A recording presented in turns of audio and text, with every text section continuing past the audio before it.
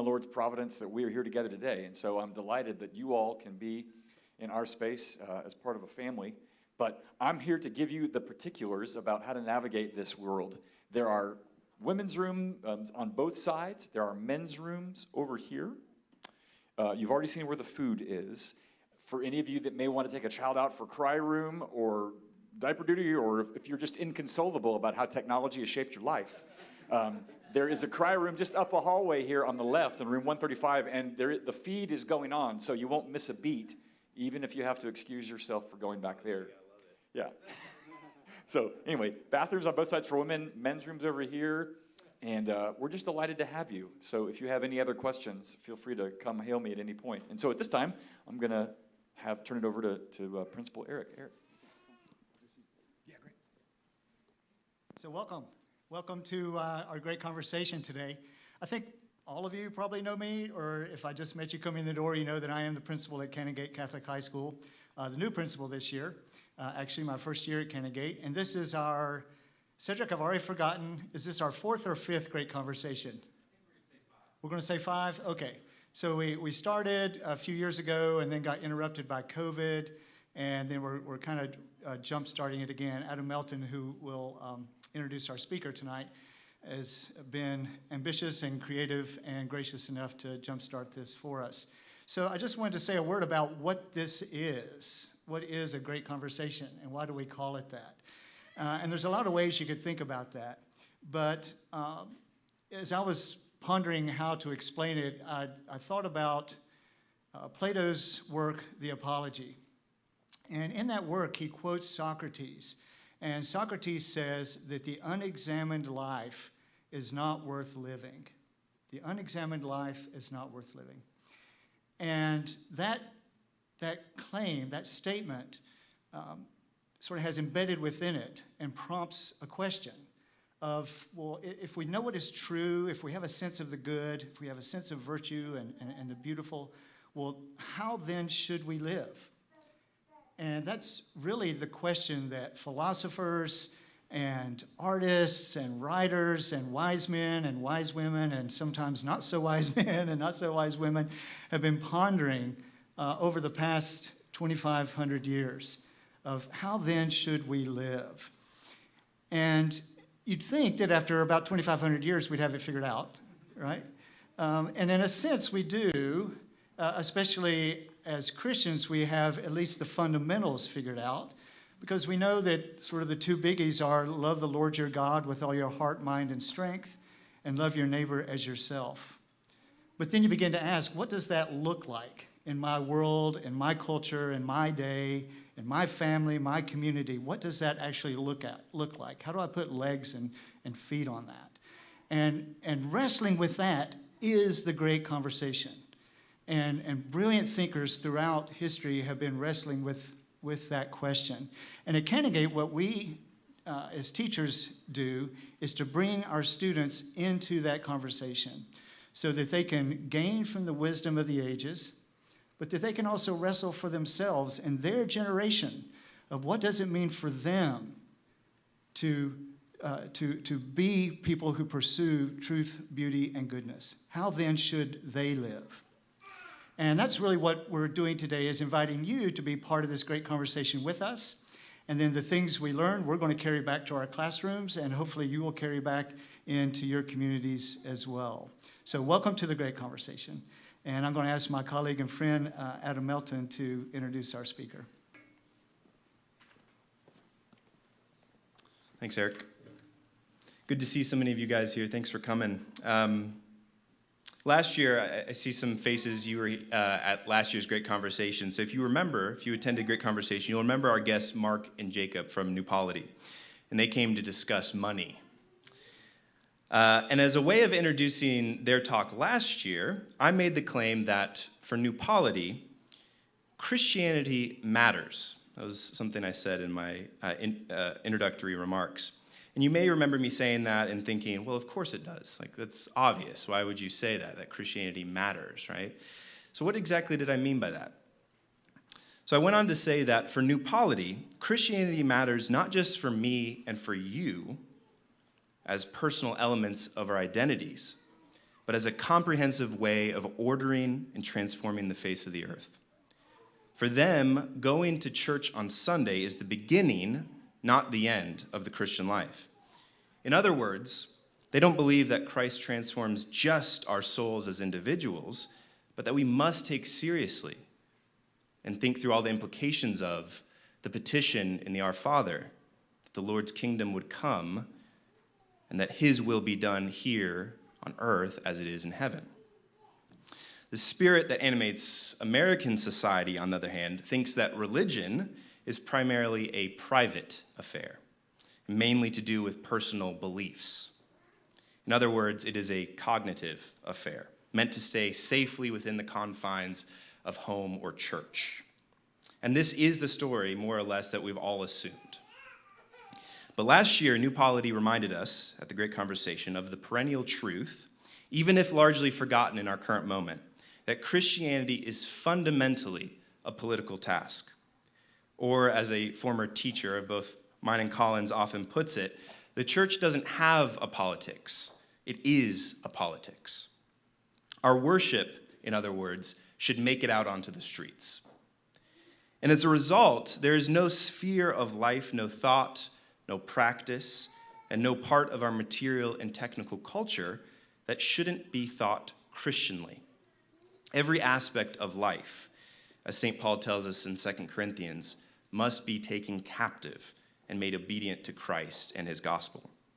So I recall last year's event briefly, and the guys at New Polity, because I think there's significant overlap, and you can correct me if I'm wrong, between what they shared with us and their vision of the Christian message and the world.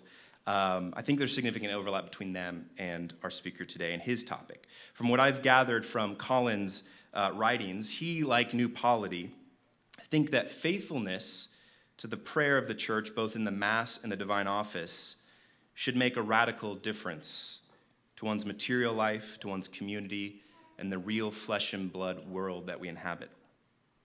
And so naturally, we must begin to think about technology, which has found its way into every nook and cranny of our lives and has come so close to us that it sometimes feels inseparable from who we are.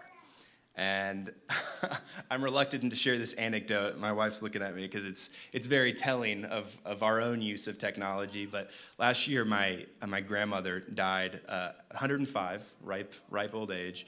And as our oldest daughter was watching the live feed of the funeral, she asked, "Mommy, when we die, do we take our phones with us?" So as you see, we simply can't just let something so ubiquitous, right, so close to us, go on and on without thinking about it critically. And so that's the talk today, is about technology. A bit about the speaker for today, Colin Miller. Colin joins us from the far north, where they're probably still midwinter, just outside of Minneapolis, Minnesota. But he's no stranger to the South. After studying at both the University of Minnesota and Yale, Colin made his sojourn south to Duke University. At Duke, he received his Ph.D. in theology under Stanley Hauerwas. He then lived for many years in Durham, 12 years, he said? 13 years, where he helped to found and live in community at a Catholic worker house before moving back north. He has taught at various universities, most recently as an assistant professor of Catholic theology at DeSales University in Pennsylvania. He stays active academically by occasionally publishing in journals such as Communio and New Polity, and is currently working on a book about the Catholic worker movement and Catholic Christian community for Ave Maria Press, which is due out this year, probably? August, okay. Colin is a former Episcopal priest. He converted to Catholicism in 2016 under the influence of St. John Henry Newman, servant of God Dorothy Day, Peter Marin, and his life and experience in the Catholic worker house. Today, he is the director of pastoral care and outreach at the Church of the Assumption in St. Paul, Minnesota. He's also the founder and director of the Center for Catholic Social Thought, an apostolate aimed at spreading the message and practice of Catholic social teaching as widely as possible. The center aims to foster disciples of Christ, lay and clerical alike, who live the social teaching of the church, and to encourage a vision of the world in which all aspects are seen in relation to the gospel. Colin lives with his wife and 5 children near, as I mentioned before, Minneapolis, at the Marin House, another Catholic worker house he founded near, was the town you live in?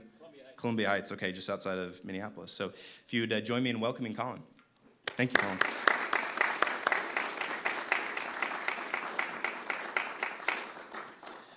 Thanks, everybody. So, technology and Christianity. Another title that I sometimes use for this material is thinking Christianly about technology. What is it to think Christianly about technology? How would you even go about thinking Christianly about technology? So before I go into it, there are handouts, outlines of the talk, if you would like to follow along. So I had done a version of this talk in a previous paper, and my dad, I have a great relationship with my dad, and he's not a trained theologian or an academic or anything, but he's a smart guy, and he likes to know sort of what his son is up to. So he found the journal that this paper appeared in, and he read it, and we were talking one day. He was like, I read your article, the one about technology. I said, oh yeah? He said, yeah, you think about weird things.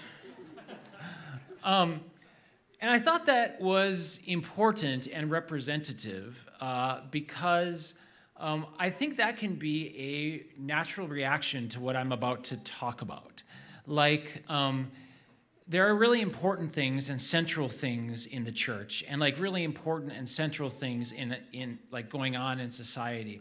But what I'm about to talk about today is somewhere in a small niche of its own, filled with things that other marginal thinkers think about. But what I want to do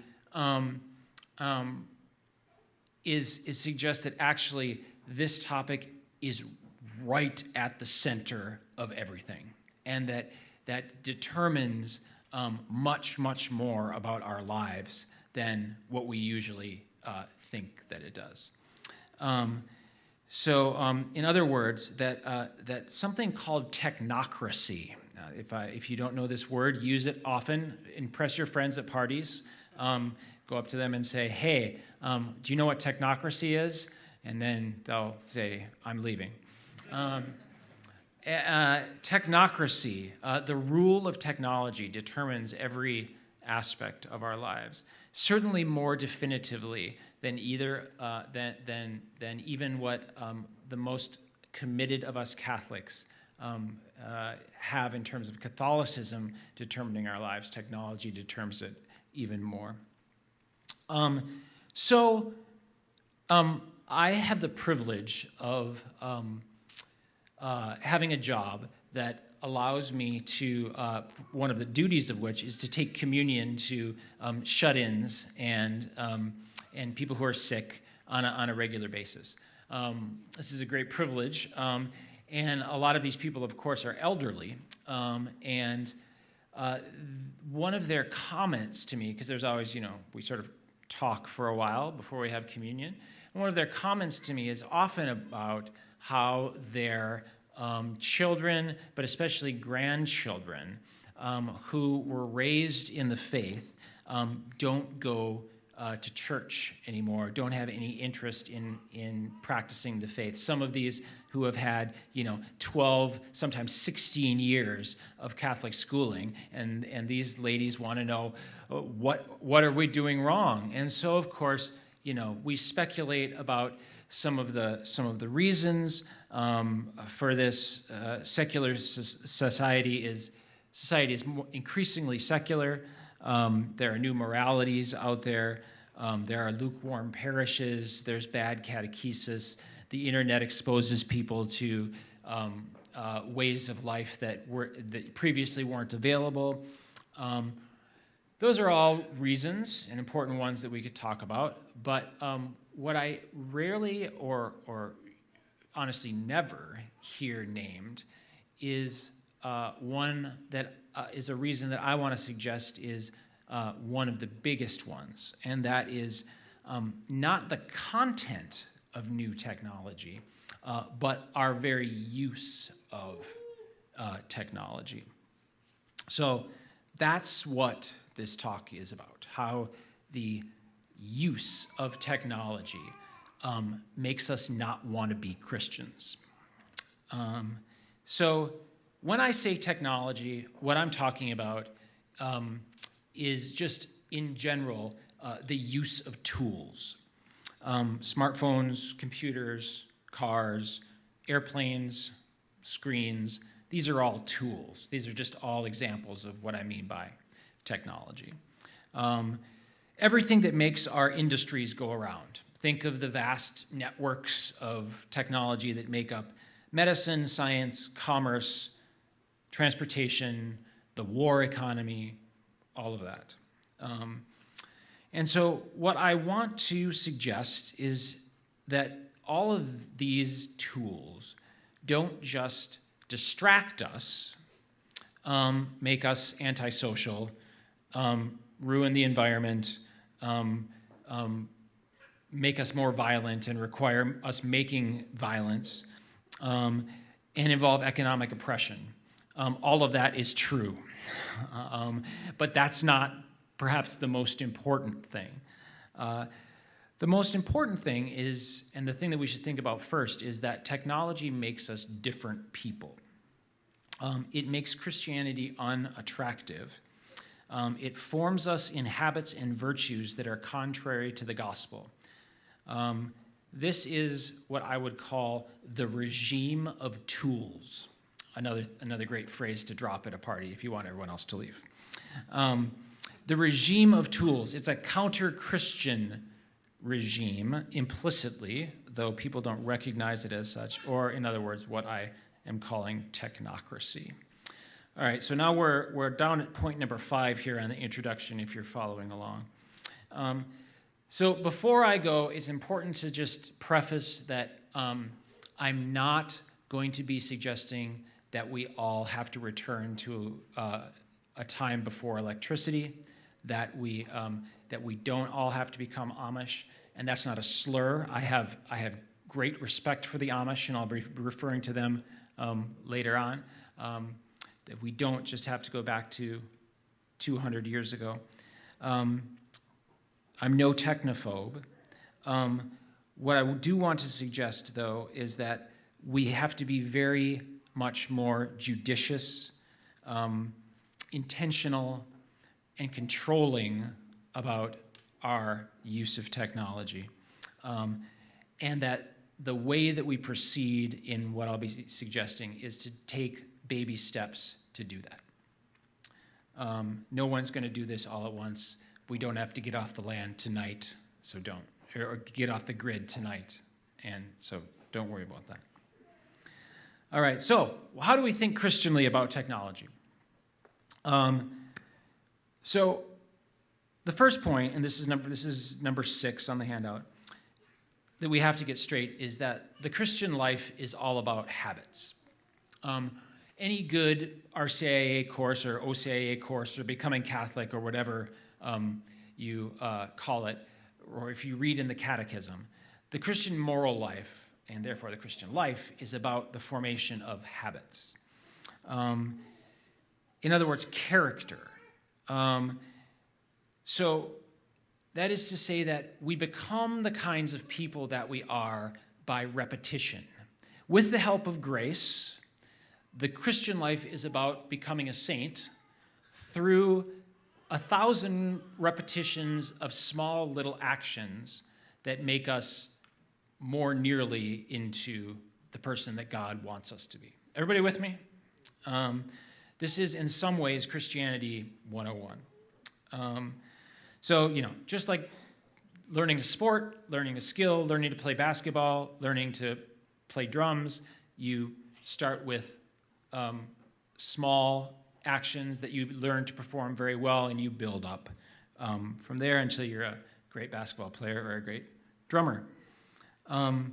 So the same thing happens, we know this, with, say, a monk's temperance.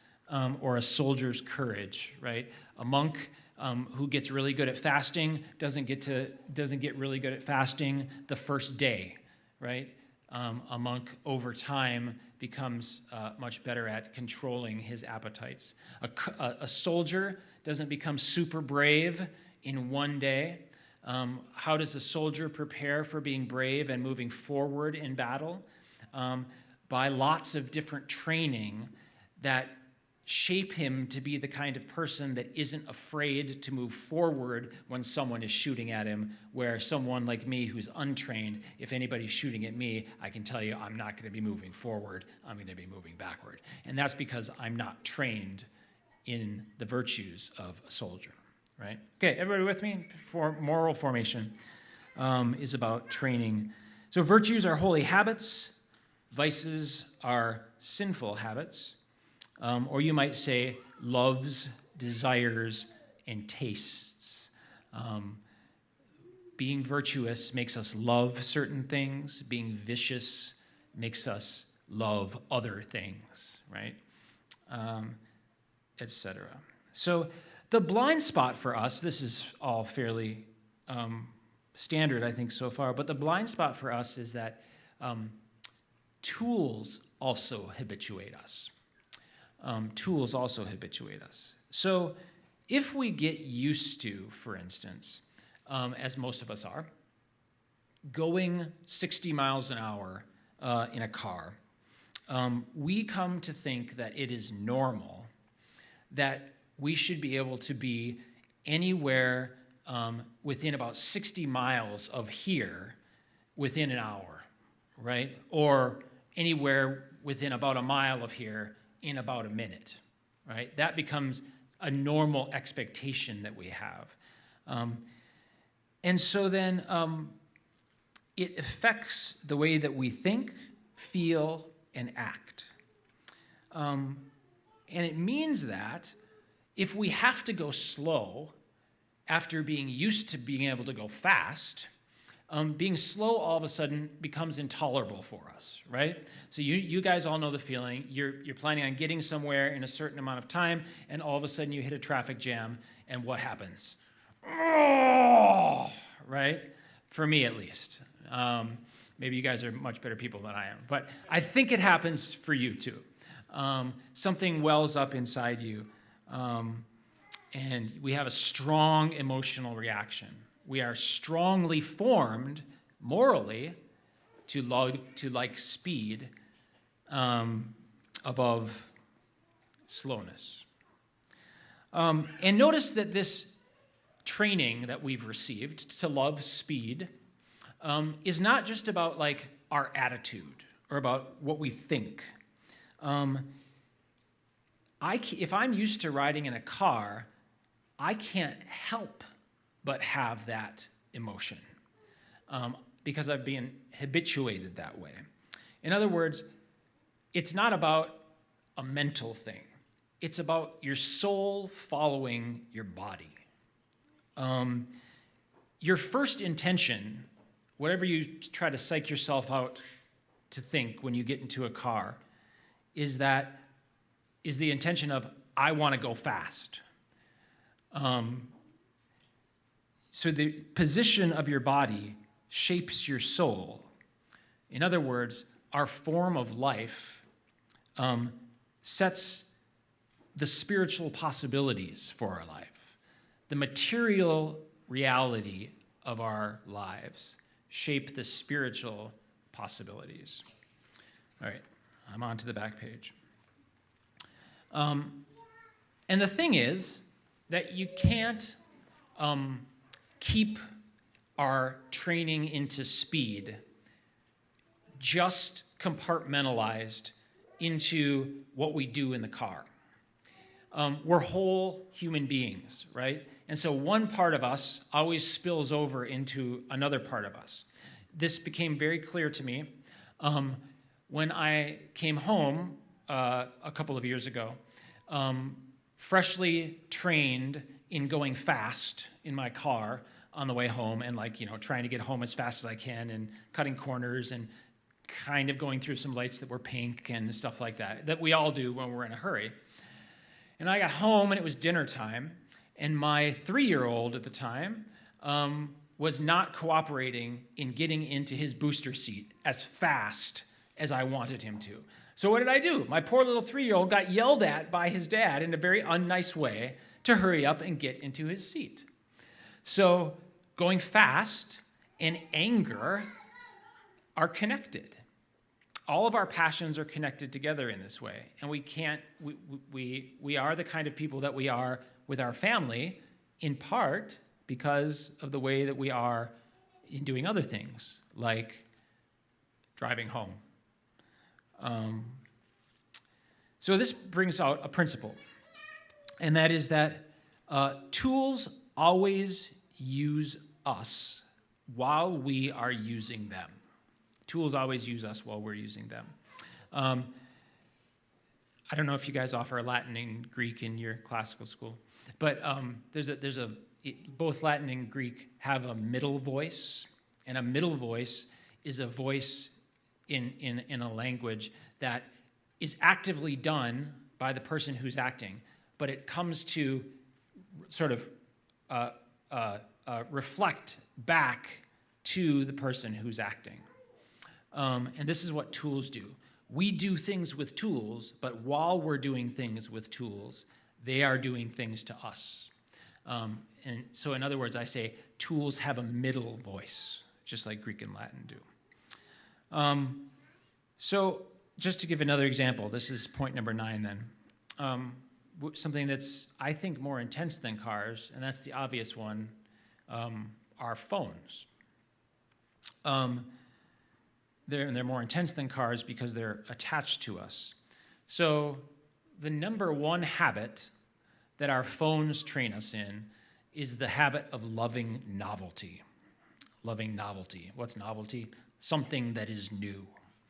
When I've exchanged a series of text messages for a half an hour or something like that with one of my friends, all of a sudden, when there comes a 5-minute period when I don't get another beep or another buzz, what is my initial reaction? I want some more of that. I want someone else to give me something new. I need another hit, sort of something novel. And this, just if you're taking historical notes, is actually some of just the logic of our economic system, because our economic system is, you might call, industrialism, and industrialism is all about producing new things, and so we initially did that long ago in factories, and factories are about developing ever new things faster and faster, and so I think our phones, this is sort of just a parenthesis, our phones is just the working out of the logic of the economic system that we've been working under for the last couple of 100 years. So other things that our phones do to us, we're going to be talking more about this, but they make us love distraction. And that's obviously deeply related to novelty. We don't want to stay thinking about one thing. We want something to come over here in the edge of our vision and pull us aside and make us think about something else. We don't want to think deeply about something. We get bored really fast, in other words, with things. And so we skim over, and our thinking becomes more and more shallow. We don't contemplate. We don't sit and think about things for a long time because we love novelty and we love to be distracted. Okay, so the point, down to point 10, is that technology is not morally or religiously neutral. The two examples that I've given here show that our technology gets deep within us and shapes our actions beyond just our bare use of the technology. So tools shape us, And intensive tool use, like we have in our culture, shapes us big time.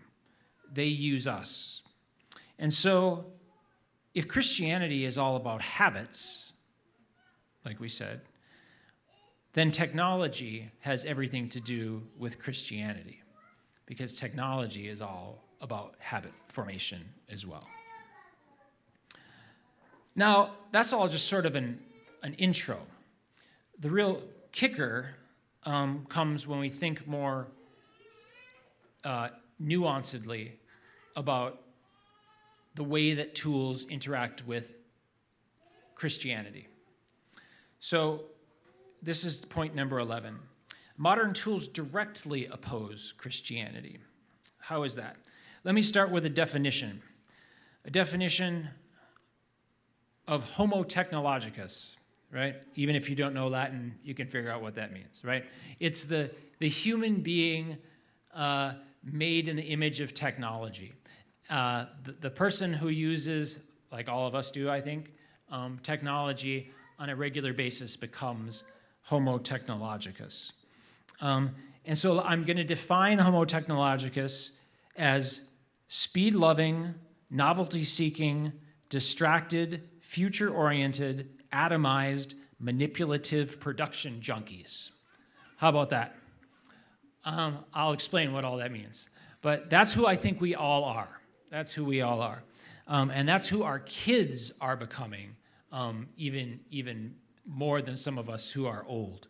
Some of us who are old find it maybe more difficult to identify with some of these things. I grew up coming of age, I'm 45. I grew up coming of age kind of like in the middle 80s, and I find myself kind of identifying with people on the one hand who, like my parents, didn't grow up with technology at all, and on the other side with people like my sister, who's younger than me, who grew up with a phone always attached to her. But I think in general, we are all these days becoming homo technologicus. So let's go through each one of these parts of the definition and see how it relates to the kind of thing that Christianity demands or requires or calls us to. So, speed lovers. This is a rather obvious one that I've already touched on, right? The car, the smartphone, other things like snowblowers and microwaves, just about every piece of technology is designed to make us do things faster. Everybody with you? This is uncontroversial. So we've become speed-loving. Our tools train us to love speed. But to be Christians, we have to be able to go slow. We have to be able to slow down and just be with God, to simply sit with God, to sit with our neighbors, to be especially with the poor, but also our neighbors, to just have a conversation with somebody else and not have to do anything or go anywhere, to take the time to simply exist with one another as God has created us. We're made to enjoy God, as St. Augustine says. We're also made to enjoy one another. The highest form of the Christian life in the tradition has typically been expressed as contemplation. Those are the things that, the contemplative orders do, the Carmelites, the Cistercians, the Carthusians. These are those who, by their way of life on earth, imitate the way of life that heaven will be. And what is that? Simply prayer with God, not having to go fast and get through anything. People like some of my heroes, Dorothy Day and Peter Martin of the Catholic Worker Movement, and other people like Mother Teresa, have become saints by their commitment to not necessarily helping the poor, but simply to being with the poor as because the poor are Jesus Christ to us.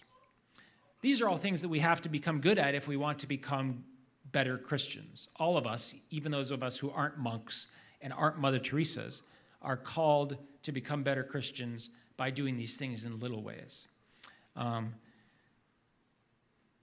But for those of us who love phones and microwaves and snowblowers, and I am the chief sinner of this, it always seems to me like Christianity takes too long. This is taking too long. I have to get on to something else. Novelty, obviously related to speed. This is the second thing. I've already talked about that a little bit.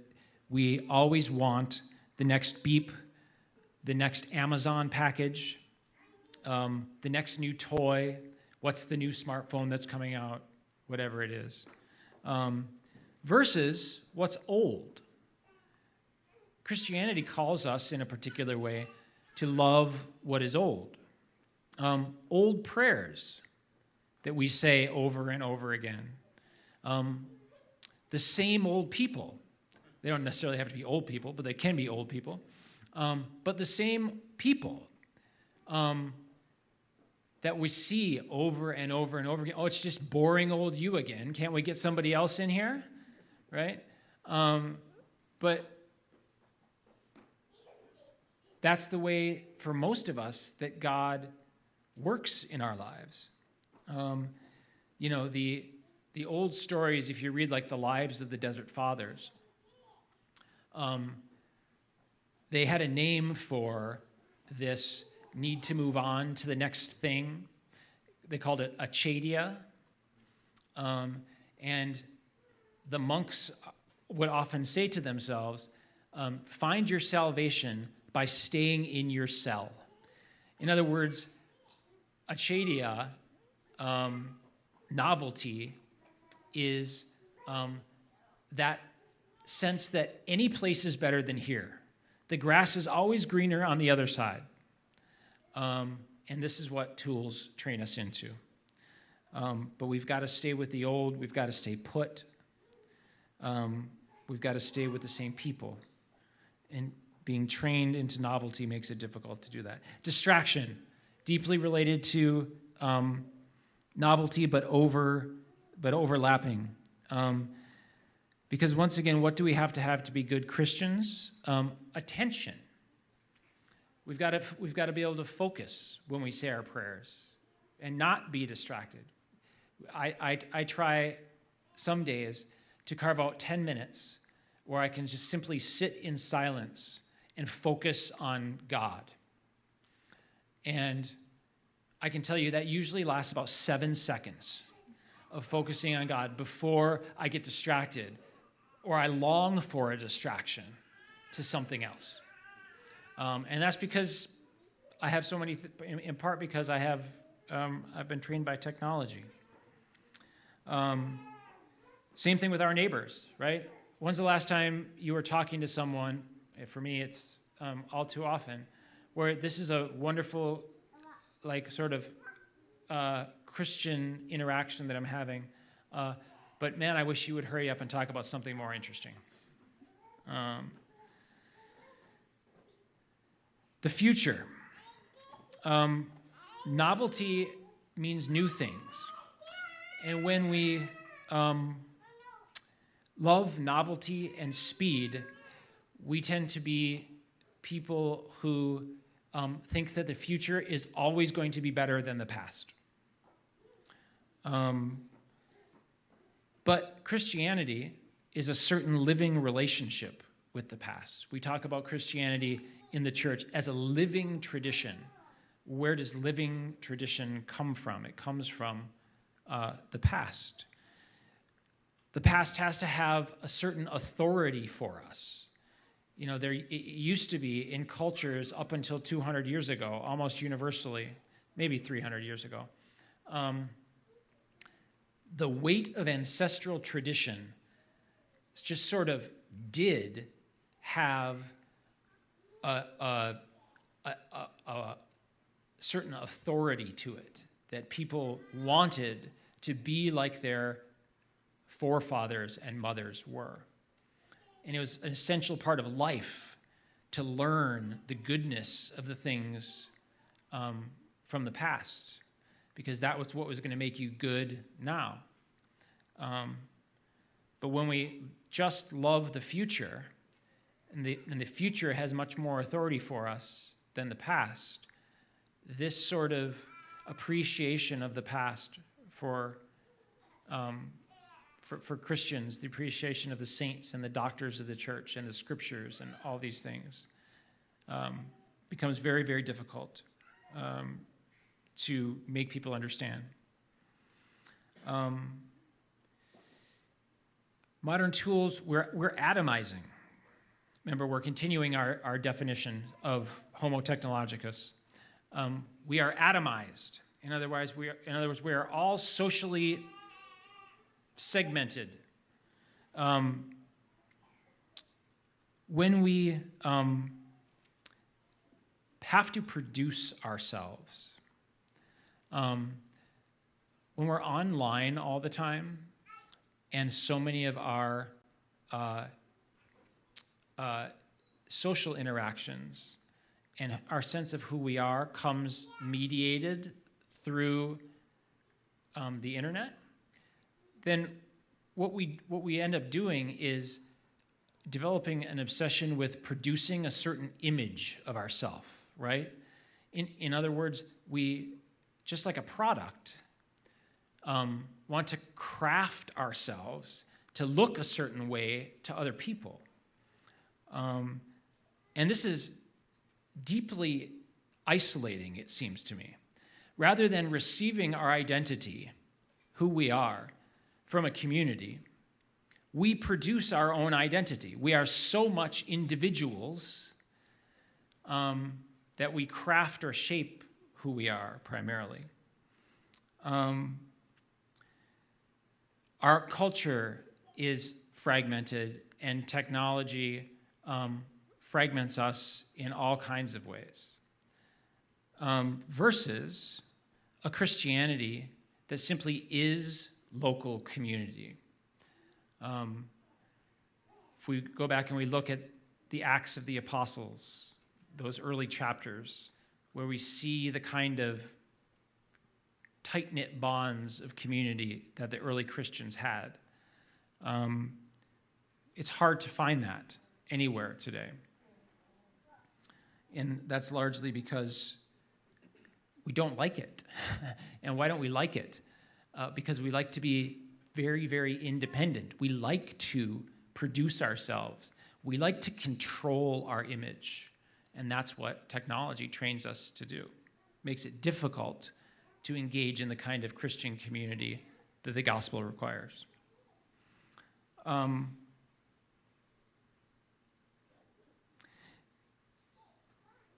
Manipulative reason. I said that we're all manipulative. And all I mean by this is we tend to take things based on what we can do with things. The way that we reason about things is, how can we make them into something else? What can I do with this thing? How can I manage and manipulate X, Y, or Z into the future? Instead of what the Christian tradition would teach us to think, which is, what is this thing? How is this thing participating in God's creation? How does this thing mediate God to me? Those are two very, very different ways of thinking about things. We become production junkies. In other words, life becomes a factory for us. With technology, we are always encouraged to do something, to get something done, to accomplish something. What have you accomplished today? Oh, I had a very productive day. That makes us feel good, right? And all of our tools around us encourage us into that sort of mode of life. On the other hand, Christianity encourages us into a certain uselessness of life. A certain, and the pinnacle of Christian life, I don't know if you've thought about this, the pinnacle of Christian life is worship, right? That's what, for Catholics, is the Mass. But for any Christian body, worship is going to be the pinnacle of it. And worship is fundamentally useless. In other words, it's not for anything else. It's what everything else is for. So when we come before God, we're not coming before God hoping to get anything out of it. We're coming before God simply to worship God. The same thing with other people. Ultimately, being with other people is about enjoying that person as the sort of sacrament of God's presence that God has made that person to be in front of us. We're not supposed to be using that person ultimately for anything. But in a world where we're constantly using technology to get things done and to get things done faster, it's very, very difficult to then all of a sudden stop and just be with uselessly God, be with uselessly our neighbors. And once again, these are all closely related, but they're overlapping, and so I named them to show the texture of them. Contemplation in liturgy and in worship. So, Homo technologicus is set against slowness, the past, attention, community, tradition, being with, enjoyment, and contemplation. And you add all that up, and you get Homo technologicus being set against much of Christianity. Because in order to be good Christians, we have to cultivate those virtues in us, those potentialities, those dispositions. And being trained by tools most of our life makes it very difficult to do. This, in other words, is why I called our current living conditions a technocracy. This is the regime of tools that I'm talking about is opposed to Christianity because it makes people who find it difficult to be Christians. So, don't ever say, it's just a tool. I just use it for X, Y, or Z. That is a lie that the technological society needs you to believe in order to get you right where it wants you. It's an ideology of a technological society. And this is why kids are not interested. This is why your grandkids or your kids are not interested in the church after 12 years, 16 years of Catholic school, even in the best curriculum. Because our kids love what our material culture has taught them to love. And we love what our material culture is teaching us to love. So you can send your kids to 12 years of Catholic school. I hope I'm not stepping on any toes here, but Adam told me to say this. So even the best curriculum at a Catholic school, if it's done in a highly technological mode, on computers all the time, etc., is in a way giving two messages at once. One is the gospel of Homo technologicus, and one is the opposite set of things as it's teaching the faith, even if it's teaching the faith in a very good way. And so if you add to this all the other difficulties of being a Catholic today, those some of which I named at the beginning, it's not surprising. It shouldn't be surprising at all that, that confirmation at whatever, 14 years old becomes Catholic graduation, right? I've heard lots of kids say, I'm so excited for confirmation because that means I don't have to go to church anymore, right? Which is like the opposite of what confirmation is supposed to be for, just in case you're wondering. And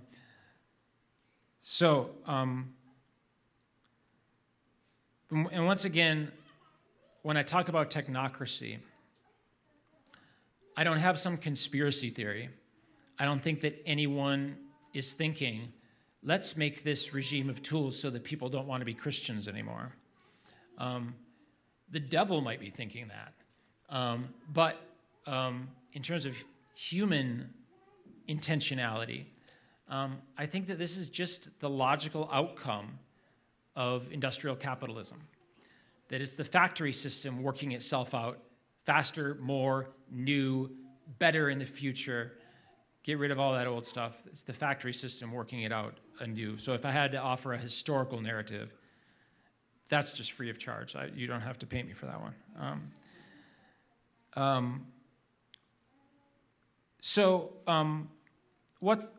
So great. Thank you, Colin, very much. Thank you for being so wonderful and uplifting today.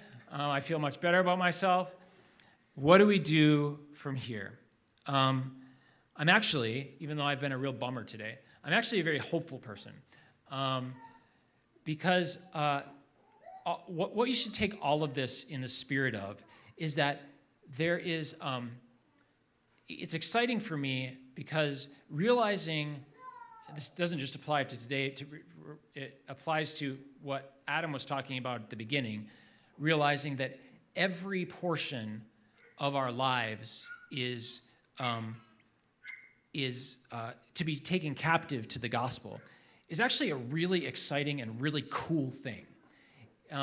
We've noticed some ways that it's difficult today, but that just means that we have opportunities to embrace and love Jesus Christ all the time, in all kinds of little ways. And so what I want to suggest today is not despair, but that this is an opportunity for joyful acts of what will look to most like foolish renunciations. So we already, as Christians, exclude all kinds of things that some people don't understand, right? Like, so we don't go to strip clubs because we know that's bad for us. We exclude violent movies, junk food, drugs, and bad company because we know that it's bad for becoming more Christ-like. What I'm suggesting is that we have to be very intentional also about our technological use. Again, I'm not talking about liquidating all our technology. We don't have to get off the grid or be Amish. But we have to be, once again, judicious, disciplined, intentional in our control of tools.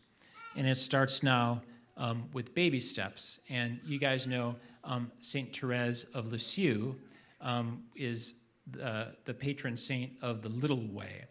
And the little way is that you don't have to call a whole lot of attention to yourself. You don't have to become a saint right now with huge heroic actions. The way that you become a saint is in little actions, taking one step at a time, one foot in front of the other. And that's what I'm going to suggest that we have to do here.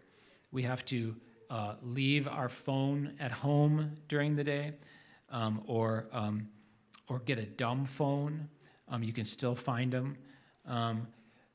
The St. Paul Seminary up by the North Pole, where I'm from,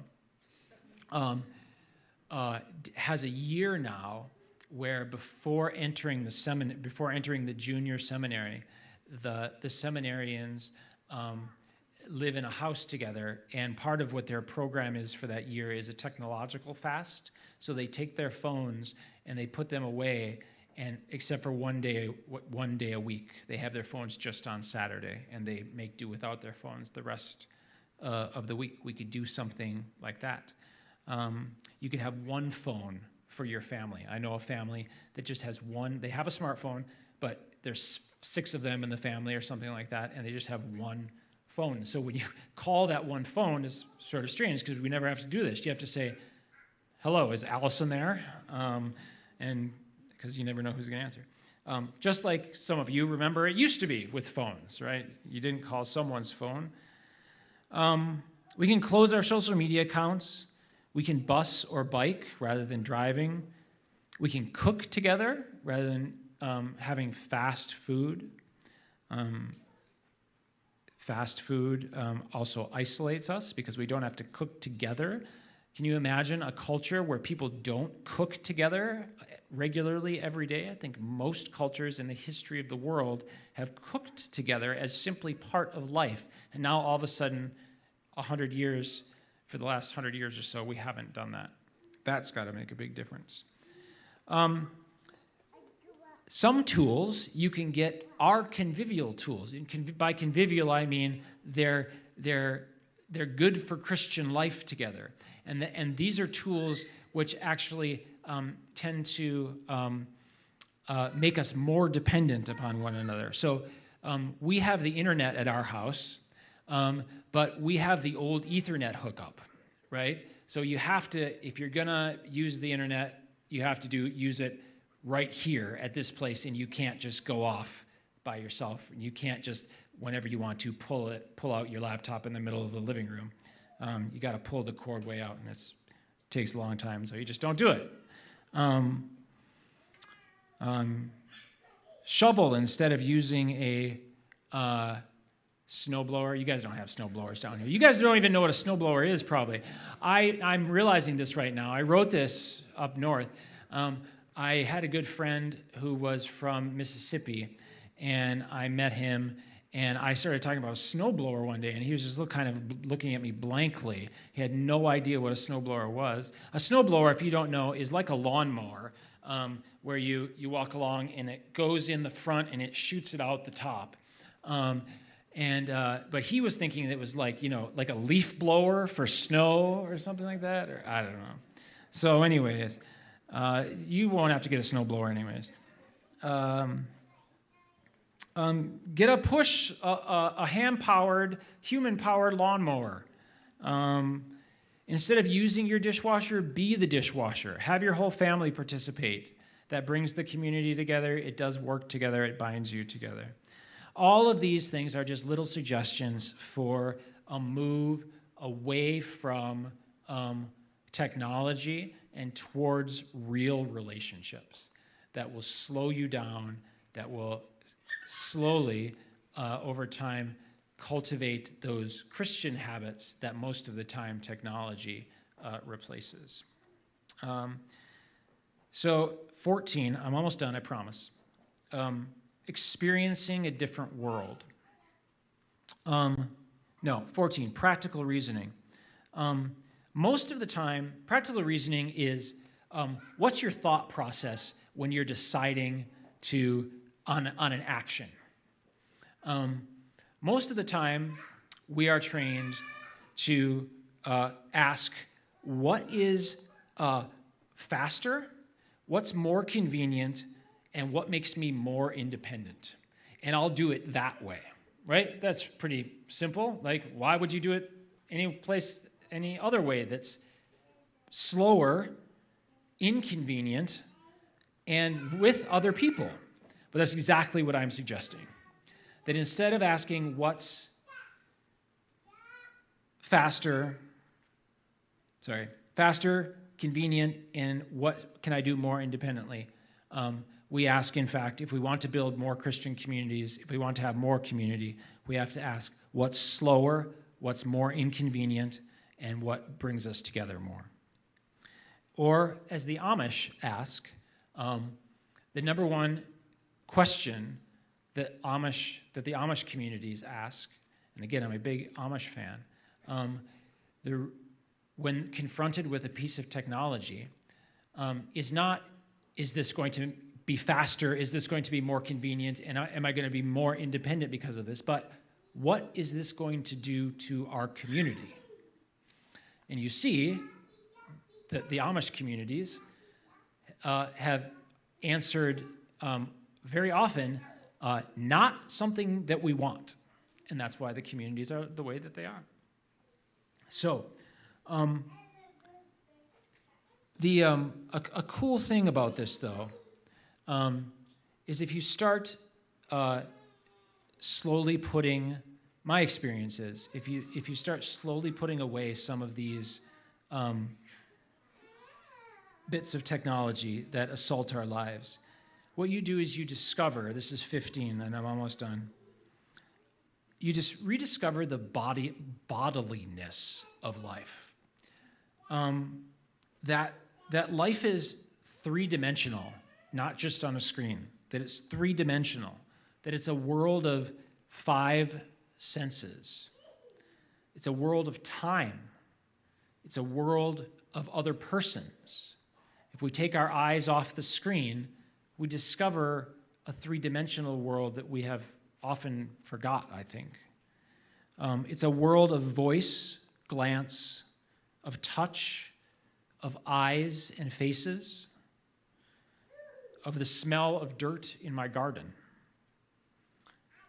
It's a world where we can delight in the here and now.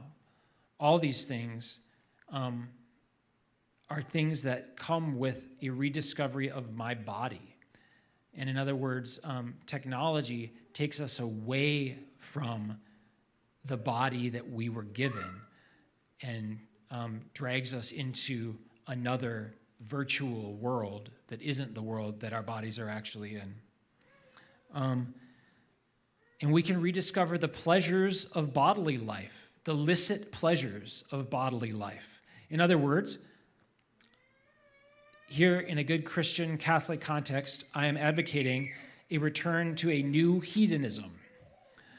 That we have got to rediscover how to be satisfied in our flesh.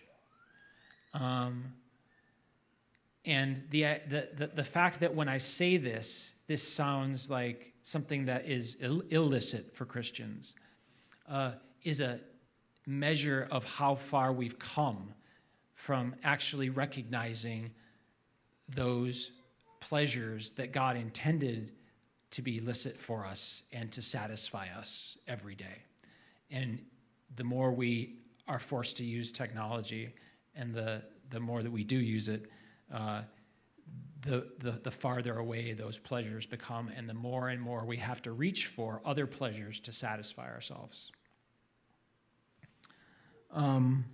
The created world is endlessly more exciting and more satisfying than the one that we have made with 200 years of industrialism. And this is the theological point that I'll leave you with. If we lose it, if we lose that created experience of just natural bodiliness, we also lose the experience of that humanity that Christ assumed. And so we actually lose knowledge of Christ, because Christ was fully human. And to lose our humanity is to lose knowledge of Christ. And so we had better get around now to trying to recover it. And that's what technological asceticism is meant to do. So I think I'll stop there. And question time, right? Time for questions? Thank you. Yeah.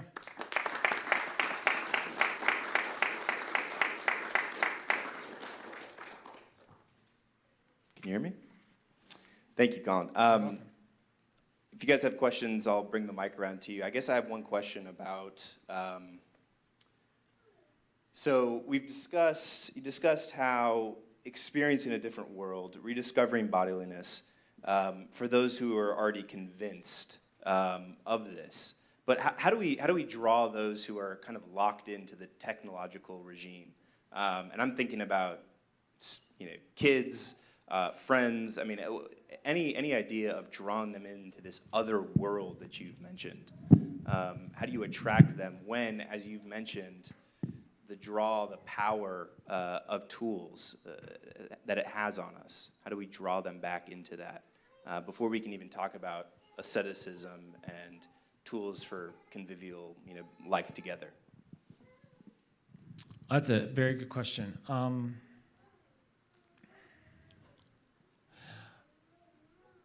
I think that people want it. And I think that people are increasingly experiencing their lives as increasingly unlivable. And that if you ask people, they, from young to even older people, they will tell you that they are anxious and lonely, and if they're a little bit older, that something has changed and that society isn't what it used to be. Or if they're a little younger, something like, I've never really felt happy.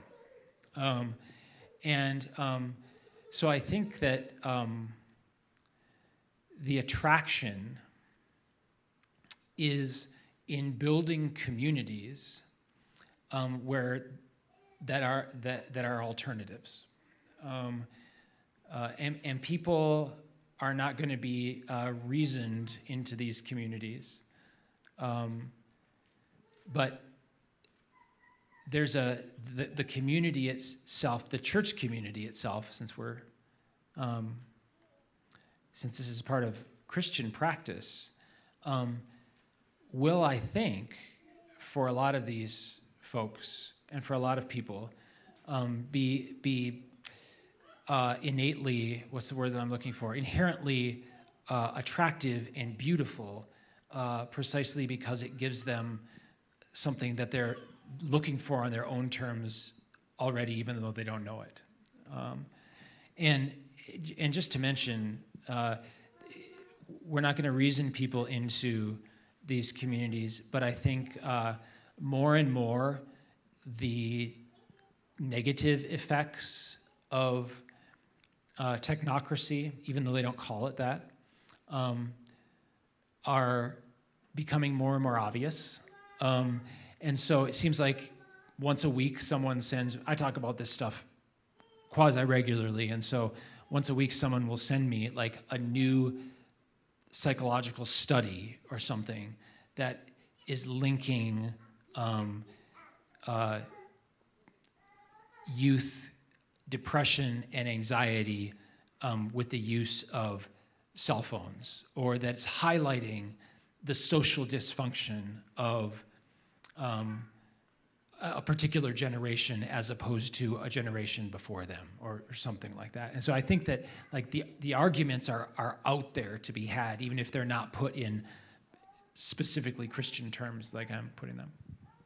So I'll ask one more question, then I'll open it up to everybody else. So the parish response then, if I'm understanding what you're saying, is not necessarily to kind of meet those who are living on under the technocratic regime on its own terms, but to stand as a counter to that, right? Should we?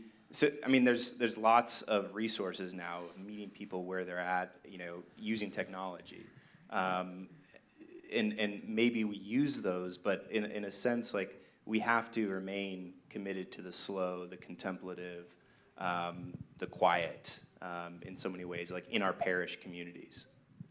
Yeah, no, I think that's absolutely right. And if we look weird doing that, then I think great, because we will be weird. That's part of the point. Yeah. And I think there's that actually this will involve being creative. So the difficulty about technocracy, right, is that it has, the reason that it's technocracy, the reason that it's a rule, that technocracy part is a regime or rule, is that it has a certain purchase on our very bodies, because it's almost impossible to make a living these days without submitting your body to some kind of technology. We all have to use computers. We all have to drive 10,000 other things, right? And so I think what we have to start doing is carving out, as Adam was saying, little spaces, and the parish is a great place to start, little spaces where we have to do that less and less. And ultimately, I think that involves a whole alternative sort of economy where we learn to produce things rather than buy things from without, so that we have things to do together that satisfy us and that take the place that technology has in our lives now. That's a baby steps thing, obviously, not something that we're going to do tomorrow. Question about the idea of the spaces like that. So can you give maybe a better vision of non-working hours for the person who works all day, just wants nothing more than to pick up takeout and watch Netflix for a few hours? And I'm even thinking with COVID and maybe an increased introversion, of how do we do better about community and force ourselves into cooking when we're tired from work and being with others when we just want to be in front of a screen? Can you talk about that a little bit? Yeah, well, you know, for the introverts among us, like there's just a certain, even regardless of technology, some of us want to curl up for a while anyways. But I think, as I've been suggesting, that like the existence of Netflix is creating more introverts because it's so easy. But I think we just have to be, there's no blueprint here. And we have to find little practices that we can do with our neighbors and our friends on a regular basis to rub shoulders one with another. So we have to say, all right, every Monday and Friday night, we're going to say evening prayer together. You come over, we'll say evening prayer, and then we'll cook a meal together. And we're going to do that 2 nights a week, or 1 night a week, or whatever it is. That's a shared practice that involves all of those things that Homo technologicus is not, and starts to create a new community in which we don't rely so much on technology. So it's not like, it's not rocket science. It's not something that your priest is going to be able to set up for you. Another thing about technology that I didn't mention is our technology today is that it makes us very, very passive. And so we expect to be managed. But the way out of this has got to be to, for the laity, regular old Christian Joes like you and me, to simply step out and say, we're going to do things like this. We're going to share childcare. On Thursday nights, my 2 kids are going to come over to your house, and on Tuesday nights, your 2 kids are going to come over to my house. Instead of each sitting at their own house watching a movie. Little things like that, and you have to build it from there. So it's not shiny, and no one's going to tell you how to do it. But I don't see any other way of doing it. If anybody has a better idea, please tell me. I would love to know.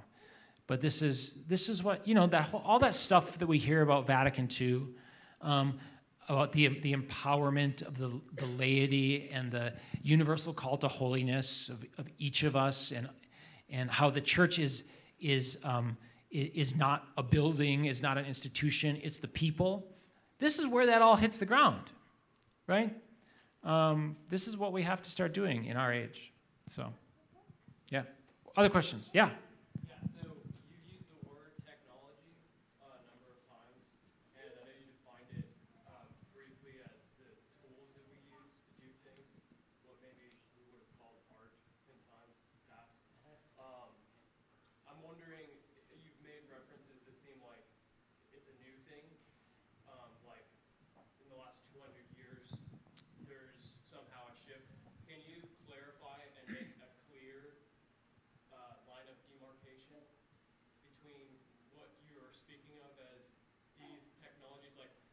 assuming you wouldn't say, we shouldn't use the plumbing anymore, we should go to the well, or the aqueduct is somehow destructive. So can you clarify exactly what you're talking about? It's a great question. Right, in a certain sense, human beings have always used tools. That's often been one of anthropologists' definition of what is human. If it's a tool user, it's a human. What I don't want to say is that tools are sort of objectively speaking, just in and of themselves, bad.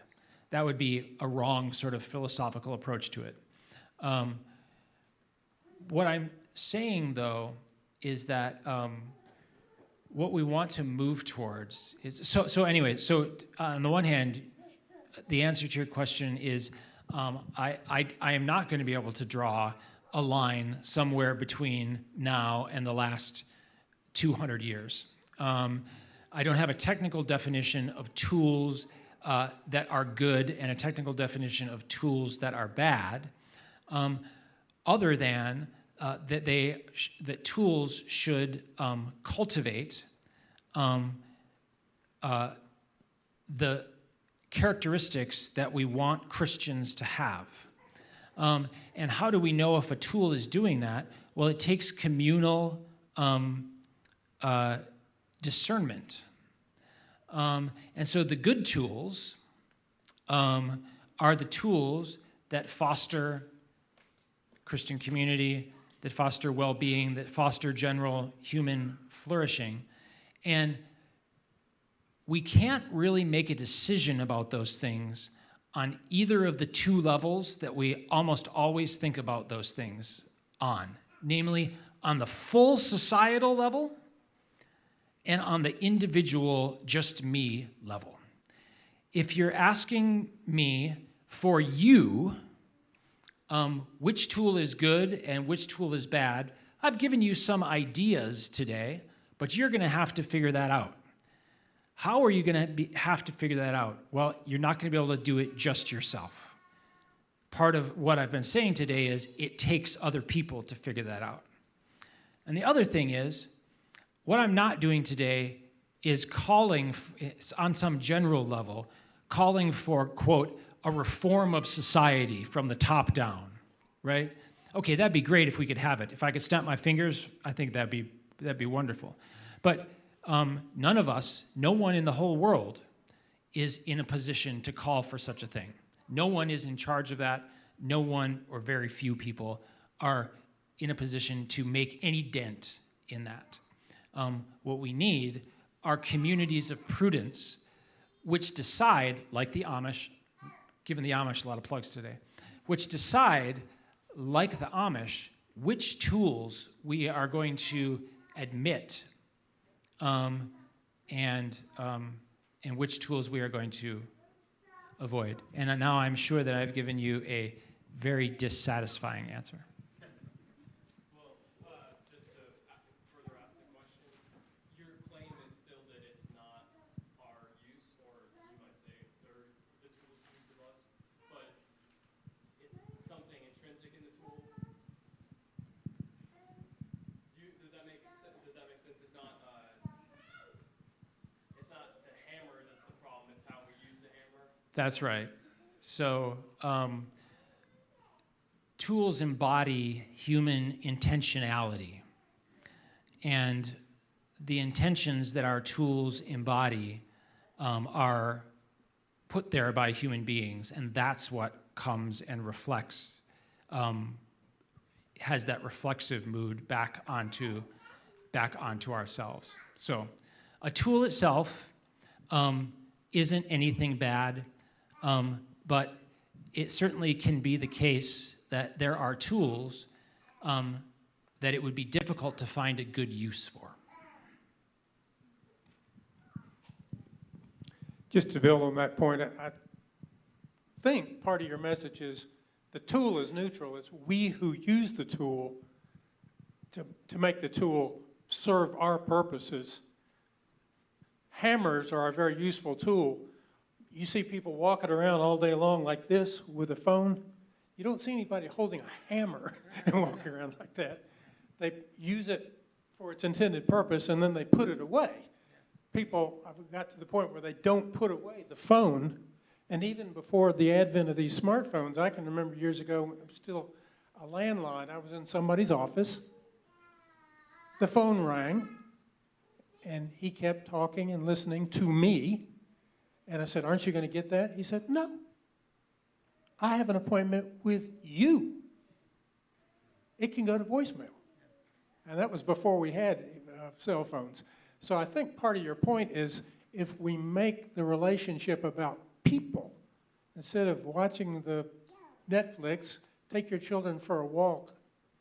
And we live in this beautiful part of Western North Carolina where we've got the mountains and the hills and the nature's glories created by God. We can take them out and talk about that as opposed to mindlessly watching a Netflix. I would say that in one sense, namely the tool in itself as an object is not either good or bad, and can be neutral. But I would just once again caution against thinking that the consistent use of tools is neutral, because they are almost invariably forming us in a particular way, and moral formation is by definition not morally neutral, right? Well, again, if you use it constantly, like people now have a bigger relationship with their phone than they do with their family. Yeah. I don't think anybody had a big relationship with their hammer. If I could add something you made me think of, no one walks around with a hammer because we don't need the hammer for that many things. The phone does everything. And so there's a sense in which that type of tool, I just got back from a long trip, and the iPhone did so many things for me. I used, augmented reality to translate menus at restaurants into English. I paid for public transportation. I navigated. I looked up things to do instead of asking people or looking dumb and not knowing the foreign language, right? It's like it's glued to me because it does so many things. I can pay people. I can transfer money. I mean, all these sorts of things. The hammer can really only do one good thing.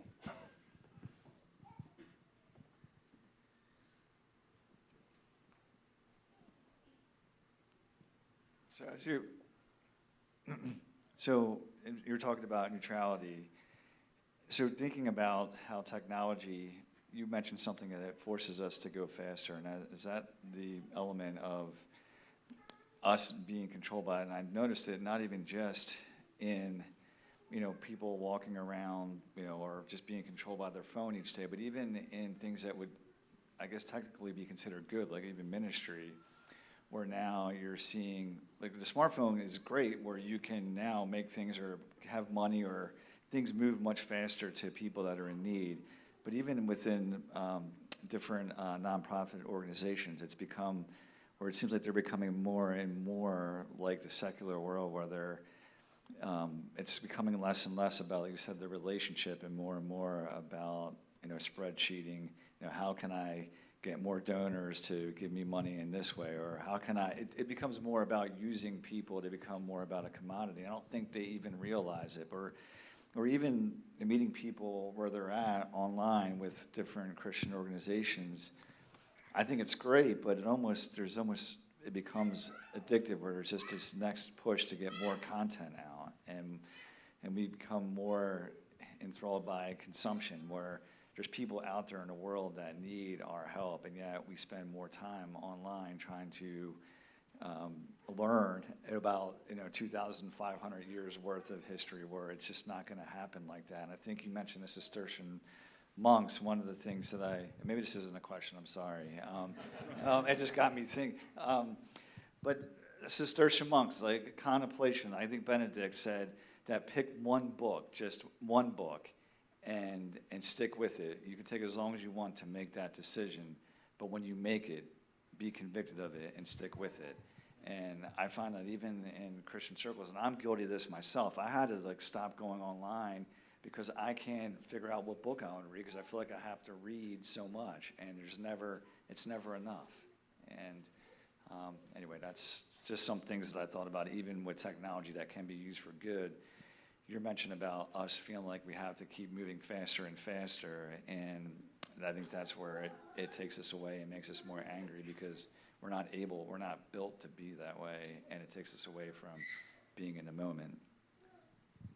No, that's good. I'll just mention, and this isn't an answer,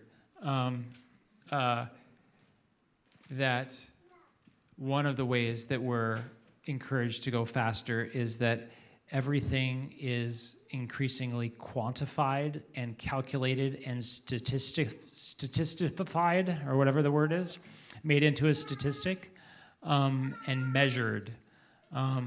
In other words, I mentioned the logic of factories coming to be the logic of our lives. So, right, some of you guys have maybe heard of this guy, Taylor, who was the first guy to subject the work in a factory to absolutely rigorous control and quantification, so that you knew how much every small movement of the worker contributed to the overall output of the factory, and nothing was wasted, and everything was timed and measured, etc. That was in a factory. Now we have these things that we keep on our bodies that allow most of life to be quantified and calculated. And when that's the case, we're always thinking about how can I do this in a more efficient way? Efficiency is the rule of technology. Efficiency is the logic of having a cell phone with you, and the logic that having a cell phone with you submits your own life to is efficiency. And efficiency is also the model that we began with 200 years ago with the factory. And so this is, again, my argument that these are not fundamentally different things, that the cell phone is just the logical extension of industry that began a couple of centuries ago. Scientific management, yeah. The father in Cheaper by the Dozen. What's that? I don't know if everyone's familiar with the book Cheaper by the Dozen. Cheaper by the dozen. The father is a tailorist. He will. Is that right? Yeah, he time whether buttoning up or down. Yeah, right, exactly. And I find myself doing, that's a great example. I find myself doing this all the time, right? Like when I'm cooking dinner, I'm thinking now, is it going to be more efficient if I right now put the eggs in, or go get the cheese first and then bring it over? I don't know if you guys do this, but I do this, and that is a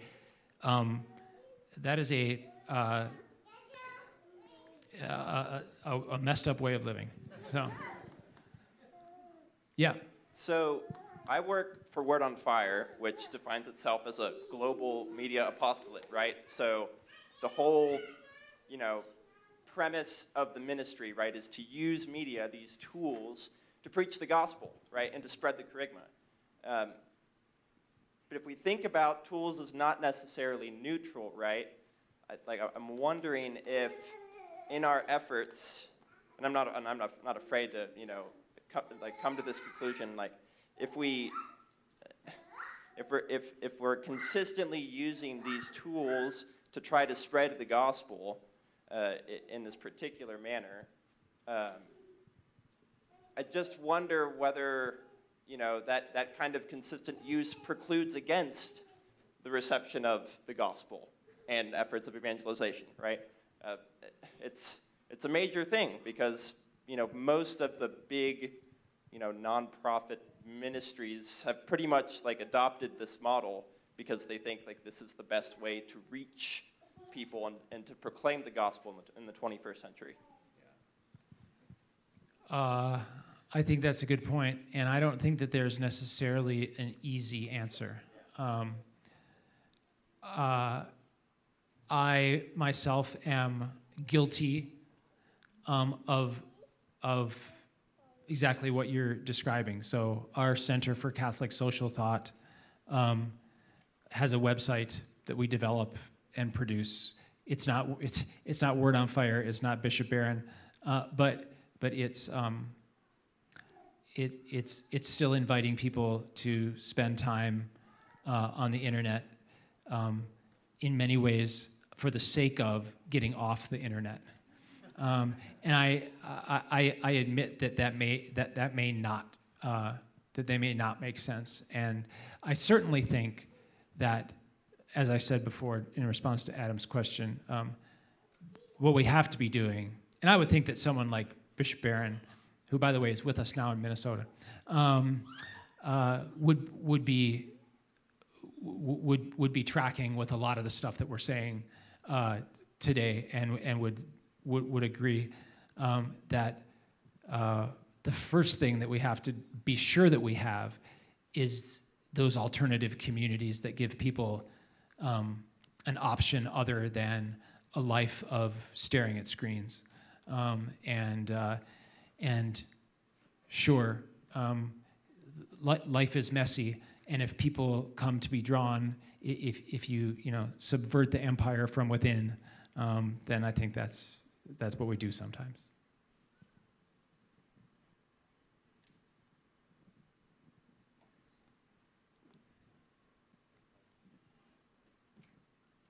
Okay, so you mentioned the Amish a few times. I'm a big fan as well.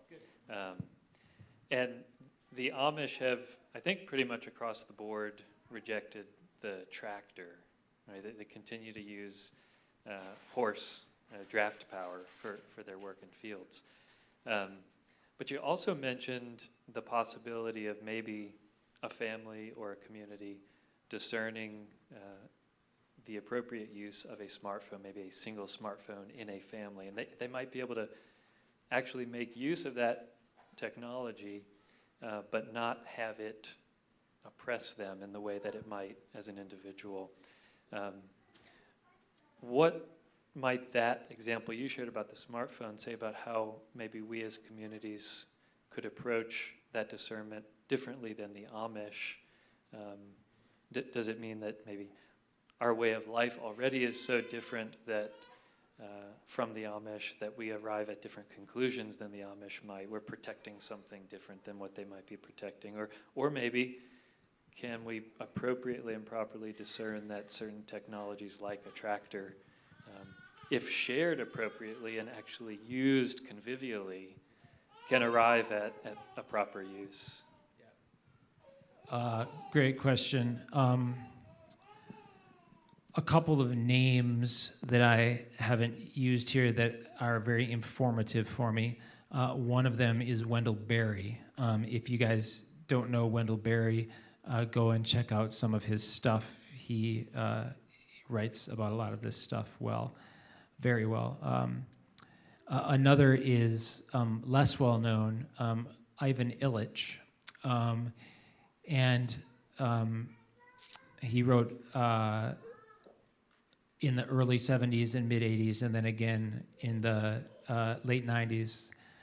But one of the things that Illich thought, go look him up if you want, a good Catholic. And one of the things that Illich thought was that many forms of technology were to the benefit of a convivial society, and convivial in the terms that we've been talking about as Christian terms today. Up to a certain point, technology can actually aid that, but once it crosses a certain threshold that we passed long ago, it is necessarily a hindrance to it. So, but I don't think there's any way of making those determinations in the abstract. That it will always have to be a particular community in a particular place with particular people engaged in particular tasks that will have to make that decision discerning the good for themselves. And that's part of why Christianity is a life of discernment, is a journey together, always involves other people, and always involves our material element. And it's not, we sometimes think about Christian morality as a set of rules or dogmas up here that we just apply in a sort of straightforward one-to-one relationship with what's on the ground. But it's much more complicated than that, and that's why it requires a community. Great question. Maybe one more question.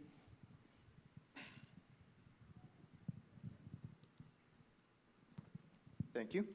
All right, so we're going to have maybe not as much of a question, but maybe more of a challenge and a bit of a kind of new proposition. So one of your big points in it was that, how'd you say it? I like the word. Homo technologius is an attitude kind of oriented against Christianity.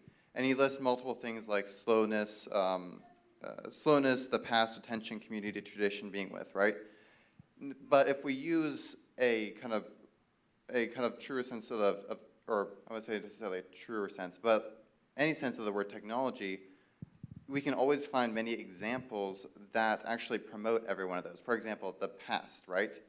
Yes, many technologies kind of bring us away from the past and bring us so much in the present or now or worrying about in the future, right?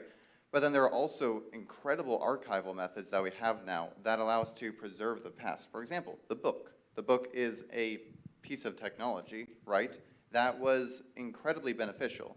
It allowed us to spread information, but it also gave us the negative of allowing ill persons to promote ill information, right?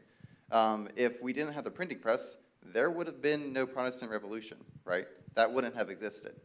So I think perhaps what we may be wanting to look at in technology is not a problem in technology, but rather a problem in human nature, right? Or not, I may be spewing heresy right now. My theology isn't that great. But we have a tendency to constantly want more efficiency as a human species, right? We went from hunter-gatherer to the farming, right? The farming had negatives, right? It allowed our population to boom, but it also had negatives because it broke up the community. We started moving, and then we were able to war more, right? The knife, it allowed for certain things, certain negatives and benefits, right? It isn't so much a problem, obviously, as you said, and stated clearly, it isn't intrinsically a problem, but how we interact with those I lost my train of thought, but basically, technology allows us to multiply our force, right? It is a force multiplier, and therefore our negative desires and our positive desires are generally speaking multiplied in their extremity. Yeah, no, I take your point very well.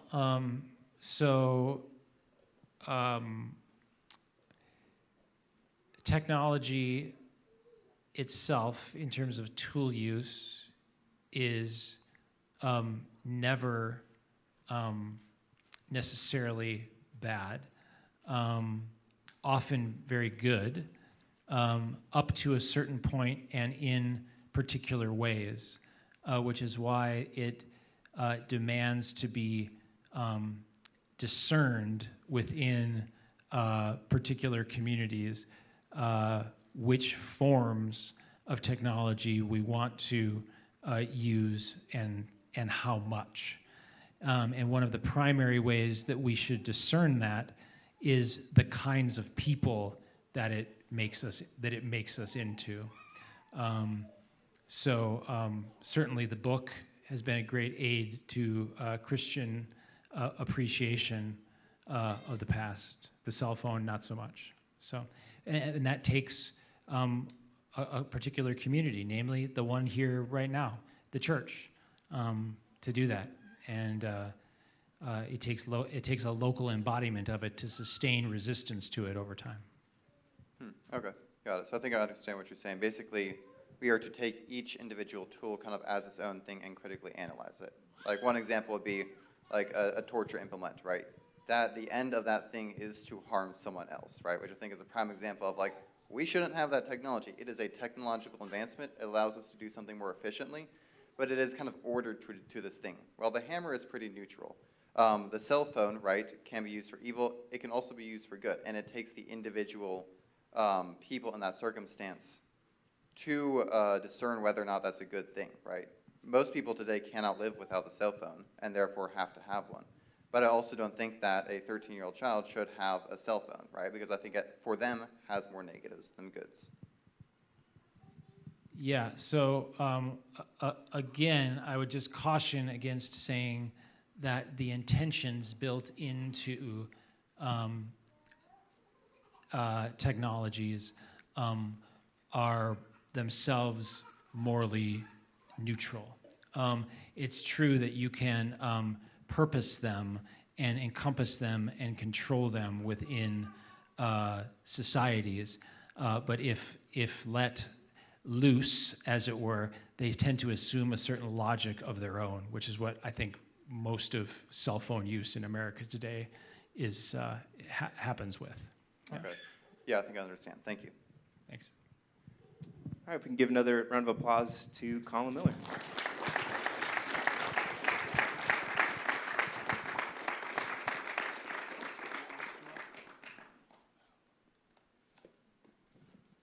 And if you want to hear more from Colin Miller, tomorrow after Mass at St. Edmund's, he'll be talking about living the liturgy, how to create community in an age of fragmentation. So if you want to kind of, similar topic, but kind of thinking about how the liturgy is lived out and in a way to create community, he'll be talking at St. Edmund's after Mass, the 11 a.m. Mass.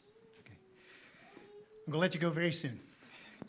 Yeah, thank you very much, Colin. Thank you, Patrick and Grace Mills River, for allowing us to be here. It's been a great space for us to have this conversation. And just a couple of kind of announcement-y sort of things.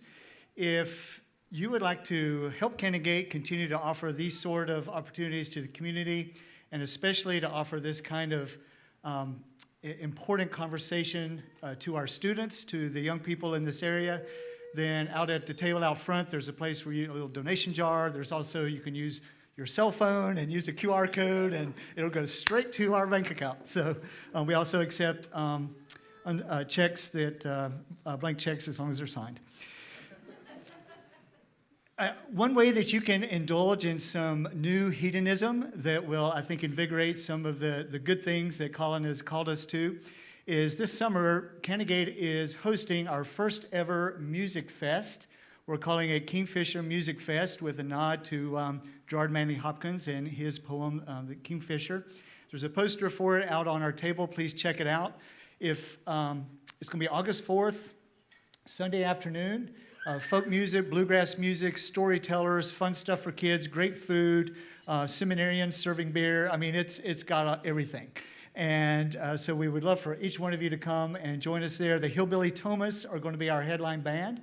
And if you're into bluegrass or folk music, then you're going to gasp when you hear that they're actually coming here for us. If you don't know the Thomas, then look them up on YouTube and you'll see why we're excited about it. There are refreshments out there. Also, I need a few of you folks, particularly if you're sort of inside Canongators, to hang around if you could a little bit to help us clean up, to set this space up tomorrow for the worship service for our brothers and sisters that come here tomorrow morning. All right, very last thing is let's close in prayer. If you don't mind, let's just stand. Our bodies could use that as well. And I'll lead us in a prayer by St. Augustine. In the name of the Father, Son, and Holy Spirit. Breathe in me, O Holy Spirit, that my thoughts may all be holy. Act in me, O Holy Spirit, that my work too may be holy. Draw my heart, O Holy Spirit, that I love but what is holy. Strengthen me, O Holy Spirit, to defend all that is holy. Guard me then, O Holy Spirit, that I always may be holy. Amen. Son, Holy Spirit, amen. Thank you so much for coming. Please continue the conversation with a lot of brownies out there.